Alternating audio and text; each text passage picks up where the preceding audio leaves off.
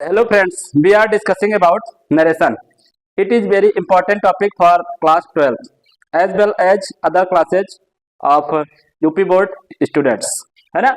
आज हम पढ़ेंगे नरेशन। नरेशन जो कि कथन, इसको हिंदी में बोलते हैं कथन। ये दो टाइप का होता है, डायरेक्ट नरेशन, प्रत्यक्ष कथन और इनडायरेक्ट नरेशन, अप्रत्यक्ष कथन। प्रत्यक्ष कथन उसे कहते हैं जो कर्ता के द्वारा कही गई बात को जो कहते हो जैसे कहा गया वैसे ही लिख देना, कहलाता है डायरेक्ट नरेशन। और कर्ता यानी सब्जेक्ट के द्वारा कही गई बात को अपने शब्दों में घुमा फिरा कर कहना कहलाता है इनडायरेक्ट नरेशन। डायरेक्ट और इनडायरेक्ट नरेशन समझने के लिए सबसे ज्यादा इंपॉर्टेंट है कि हमें पूरा टेंस पूरी तरह से क्लियर होना चाहिए।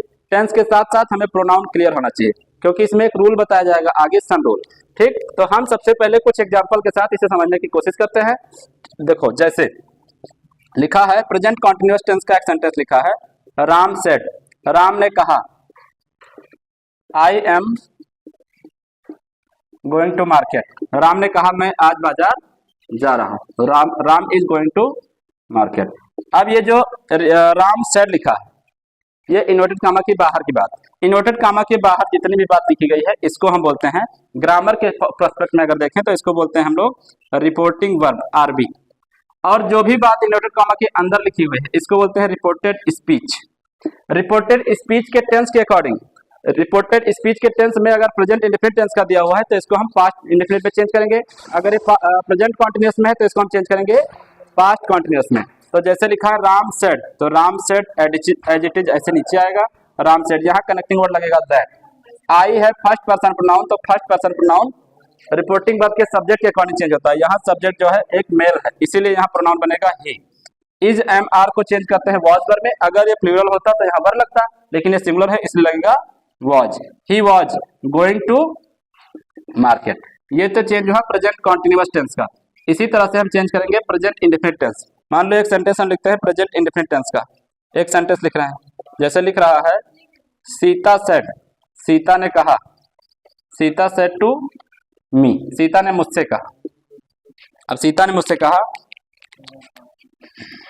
आई eat mango, I eat mango, ये सेंटेंस लिखा हुआ। इसको क्या बोलेंगे? Reporting verb. इसको क्या बोलेंगे? Reported speech. रिपोर्टेड स्पीच का सब्जेक्ट फर्स्ट पर्सन प्रोनाउन है, क्योंकि इसमें एक रूल होता है सन रूल। सन रूल कहता है कि अगर रिपोर्टिंग वर्ब का सब्जेक्ट फर्स्ट पर्सन प्रोनाउन है तो हम इसे रिपोर्टिंग वर्ब के सब्जेक्ट के अकॉर्डिंग चेंज करेंगे। अगर रिपोर्टेड स्पीच का सब्जेक्ट सेकंड पर्सन प्रोनाउन है तब रिपोर्टिंग वर्ब के ऑब्जेक्ट के अनुसार चेंज करेंगे। अगर रिपोर्टेड स्पीच का सब्जेक्ट थर्ड पर्सन प्रोनाउन है तो उसमें कोई चेंज नहीं करेंगे, इसलिए इसका नाम है सन रूल। तो सीता सेड टू मी, अब यहाँ सेड टू मी, मी जो है ये रिपोर्टिंग वर्ब के सब्जेक्ट का ऑब्जेक्ट है। तो जब भी ऑब्जेक्ट आ जाएगा तो सेड टू को टोल्ड में चेंज करेंगे, या अगर ये प्रेजेंट में लिखा है से टू या सेज टू है तो से टू को टेल में, से टू को टेल्स में और सेड टू को टोल्ड में चेंज करते हैं। तो हो जाएगा सीता, सेड टू का हो जाएगा told, Sita told me that. I first person pronoun है, आई है फर्स्ट पर्सन प्रोनाउन, फिर से सीता के अकॉर्डिंग चेंज होगा, क्योंकि सीता यहाँ फीमेल है इसलिए यहाँ हो जाएगा सी। इस वाले सेंटेंस में ये जो राम था ये मेल था इसलिए यहाँ ही हो गया, और यहाँ सीता फीमेल है इसलिए यहाँ हो जाएगा सी। ईट का सेकंड फॉर्म हो जाएगा एट, क्योंकि ये प्रेजेंट इंडेफिनिट टेंस है, पास्ट इंडेफिनिट में जाएगा तो वर्ब की सेकंड फॉर्म हो जाएगी, तो सी एट, उसके बाद हो जाएगा मैंगो। तो उम्मीद है केवल एग्जाम्पल समझ में आया होगा। इसके बाद अगर आपको क्लास समझ में आई तो नेक्स्ट वीडियो में हम कंटिन्यू करेंगे।